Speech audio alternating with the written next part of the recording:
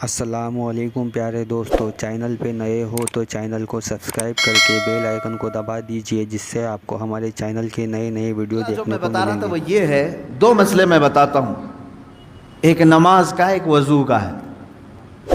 اکثر لوگوں کی یہ شکایت بھی میرے پاس آتی ہے، استنجا کر کے آئے، پیشاب کر کے باہر آئے، وضو کرنے کے لیے بیٹھے تو ایسا لگ رہا ہے کہ قطرہ ٹپک رہا ہے یا پیشاب کا قطرہ پھر سے نکل گیا۔ ایسے کئی لوگوں کو ہوتا ہے، پھر گئے وہ پھر دھو کر کے آئے، پھر لگا کہ نہیں پیشاب کا قطرہ نکل رہا ہے۔ یہ اطمینان نہیں ہوتا کچھ لوگوں، حالانکہ استنجا کریں آپ، پورا اس میں استبرا ہے، یعنی کھانس کر کے ہو یا اٹھ کر کے بیٹھ کر کے پیر کو موڑ کے کسی بھی طرح سے آخری قطرہ نکال دیں، یہ ٹھیک ہے۔ لیکن اس کے بعد آپ وضو کرنے کے لیے آئے، تب یہ وسوسہ آ رہا ہے، پیشاب کا قطرہ نکلا، پیشاب کا قطرہ نکلا۔ اب کیا حکم کیا ہے آپ کے لیے؟ ایک نمبر 1 یہ وضو کا مسئلہ، اس کا بھی حکم میں بتاؤں۔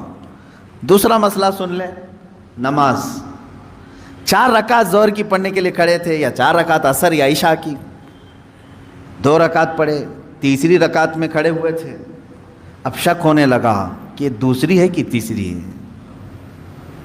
تیسری میں کھڑے تھے، یہ شک ہونے لگا یہ چوتھی ہوگی کہ تیسری ہوگی۔ ایسا ہوتا ہے بہت سارے لوگ۔ نماز کا ایک مسئلہ یہ ہے، آپ وضو کا ہے، دونوں کا حکم کیا ہے اس سے میں آپ کو اپنی زندگی کے متعلق بتاؤں گا۔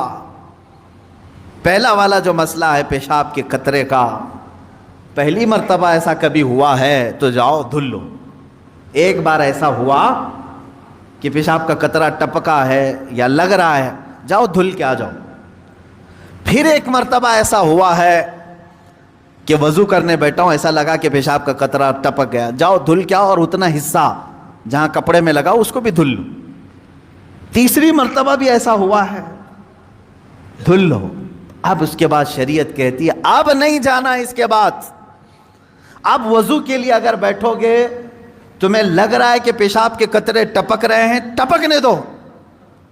تم پانی لے لو ایک چلو میں اور اس جگہ پر چھڑک دو، پانی وہاں پر اس کپڑے کے اوپر چھڑک دو۔ کیوں؟ اس لیے کہ کہا گیا ہے کہ بعد میں اگر تمہیں وسوسہ بھی آنے لگے تو یوں سمجھ لو یہ پیشاب کا قطرہ نہیں بلکہ میرا چھڑکا ہوا پانی ہے، میرا چھڑکا ہوا پانی۔ اچھا ایسا کیوں کرایا گیا؟ شک تو ہو رہا ہے۔